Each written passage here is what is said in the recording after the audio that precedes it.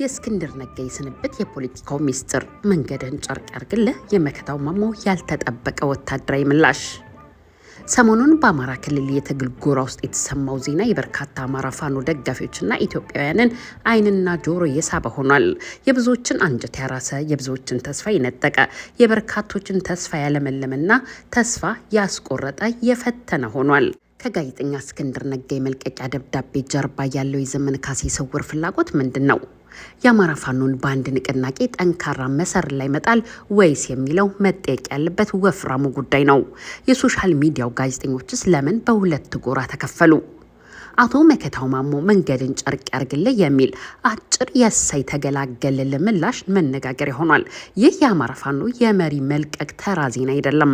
ይህ የአንድ ትግል የወደፊት እጣ ፋንታ የሚወሰንበት የኢጎና የዓላማ ፍልሚያ ነው። የሰብአዊ መብቶች ታጋይና ጋዜጠኛ እስክንድር ነጋ አምኜበታለሁ ላለው ትግል ጫካ ገብቶ የመሰረተውን ብዙ የታገለለትን ልጆቹና ሚስቱን ምቾቱን ጥሎ ህይወቱን የሰዋለትን ድርጅት ጥሎ መውጣቱን ያረጋገጠበት ጊዜ ሆኗል።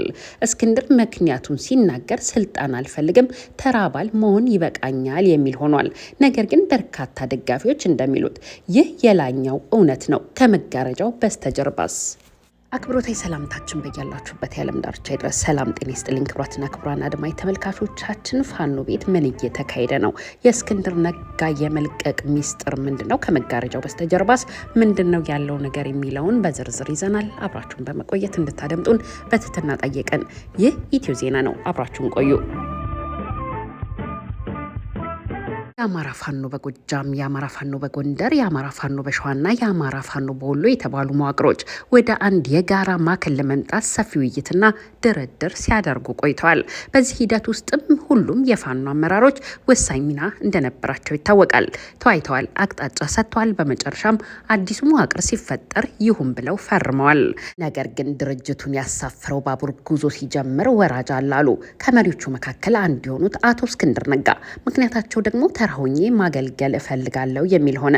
እዚህ ጋር ቆም ብለን እንጠይቅ። በፖለቲካ ሳይንስ ውስጥ የውሸት ትህትና የሚባል ጽንሰ ሀሳብ አለ። አንድ ሰው ትልቅ የመሪነት ቦታ ላይ ተቀምጦ ሁሉንም ነገር ካደራጀ በኋላ ስልጣን አልፈልግም ሲል ሁለት ነገሮች እያለ ሊሆን ይችላል። አንደኛው ኃላፊነት አልወስድም ግን ደግሞ ተጽዕኖ መፍጠር እፈልጋለሁ ማለት ነው።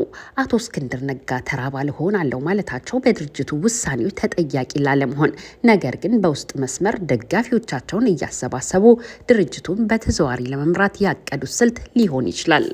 ሁለተኛው እኔ ካልምራውት ይፍረስ የሚል ስሜት ሊሆን ይችላል።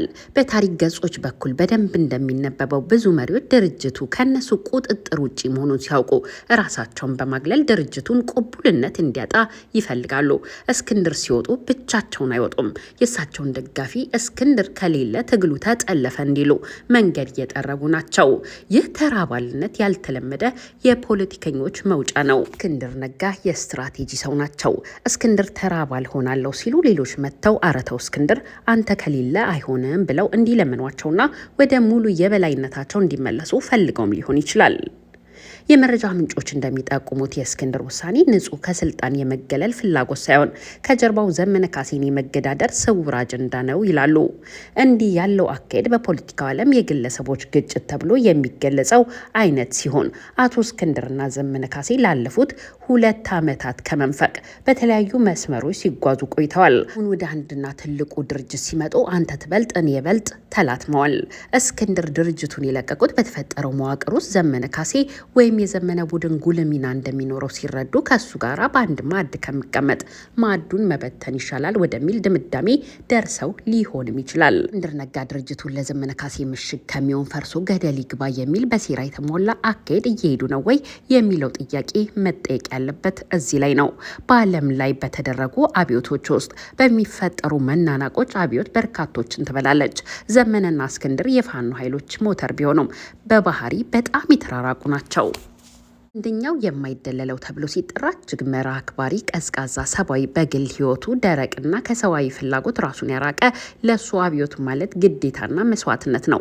አላማው የህልውና አደጋ የተጋረጠበትን ህዝብ ነፃ ማውጣት ነው። ሁለተኛው ተደማጭነት ያለው በንግግር ማነሳሳትና የማነሳሳት ተፈጥሮ ያለው ህይወቱን የሚወድ ለሰብአዊ ፍላጎት የላላ ተደማጭነት እንዲኖረው የሚሰራ ሰው ነው። በደረቅ መርህ መሞት አይፈልግም። ትግሉ ሲጀመር እነዚህን የተለያዩ አስተሳሰቦችና ማንነት ያላቸው መሪዎችን ይዞ ነበር።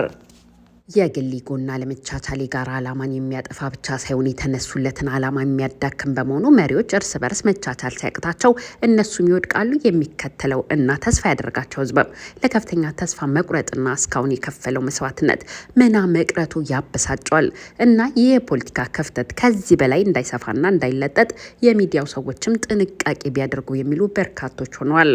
እስክንድር ዛሬ እየሰሩ ያለው ሴራ ነገ ታሪክ ትግሉን ለግል በቀል ሲሉ የከፋፈሉ ብሎ እንዳይመዘግባቸው ዛሬ ላይ ቆም ብለው ቢያስቡ ብለው የሚመክሩ ወዳጆችን በርክተዋል።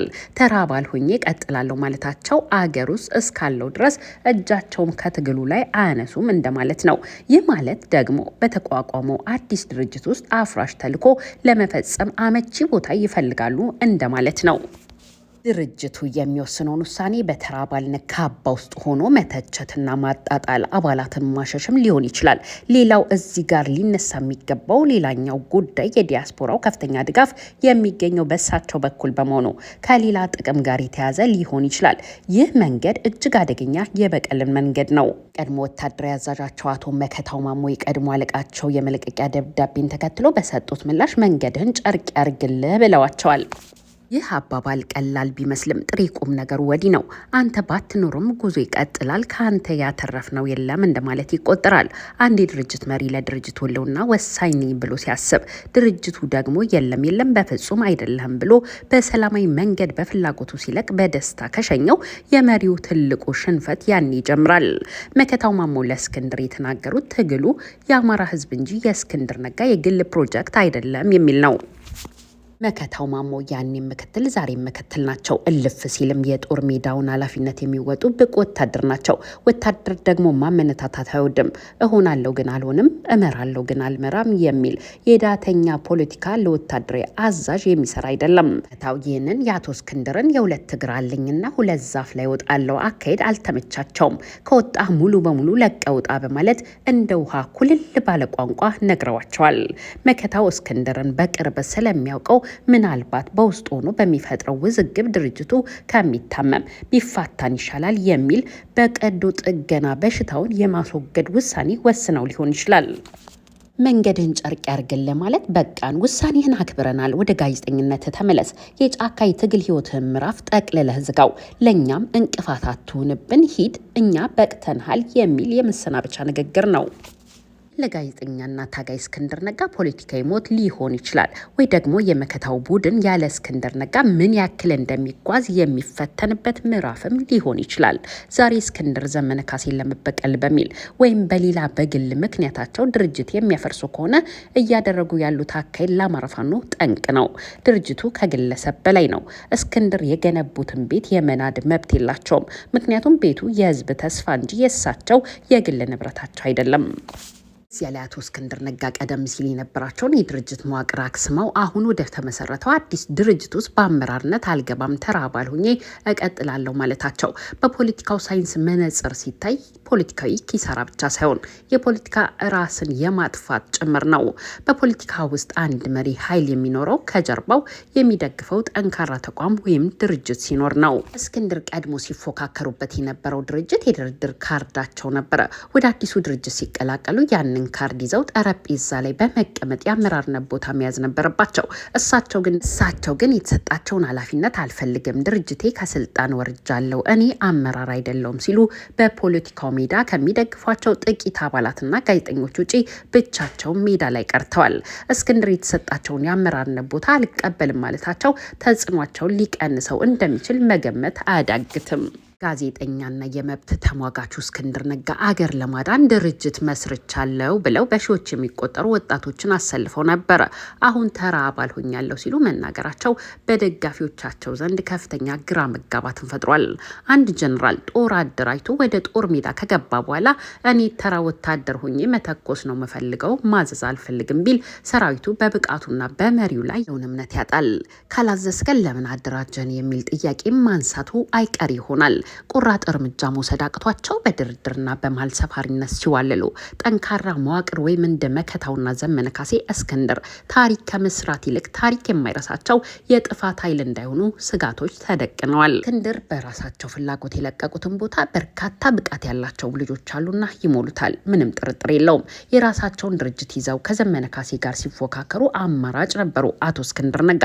አሁን ያንን ትተው ዘመንና መከታው በሚመሩት ድርጅት ተራ አባል ሆነው ለመቀጠል ሲጠይቁ በተዘዋዋሪ የበላይነታችሁን ተቀብያለሁ የሚል ትርጉም ይሰጣል። ይህ ለዘመነ ካሴ ፖለቲካዊ ድል፣ ለእስክንድር ነጋ ደግሞ የሽንፈት ካባ ነው። ውድና የተከበራችሁ አድማጭ ተመልካቾቻችን ለእናንተስ የእስክንድር ነጋ ስልጣን መልቀቅ ለአማራ ፋኖ ደጋፊ ለመላው ኢትዮጵያዊ ምን ትርጉም አለው? በኮመንት ሴክሽኑ ላይ ሀሳብ አስተያየታችሁን አስቀምጡልን። አብራችሁን ስለነበራችሁ ወዳችሁና ፈቅዳችሁ ስላዳመጣችሁን ከልብ አመሰግናለሁ። ለቤታችን አዲስ ከሆናችሁ ሰብስክራይብ፣ ላይክ እና ሼር በማድረግ ቤተሰብ እንድትሆኑን በትህትና በመጠየቅ እሰናበታለሁ። ሰላም ለኢትዮጵያ፣ ሰላም ለሰው ልጆች ሁሉ ይሁን። ቸር ያሰማን። ሻሎም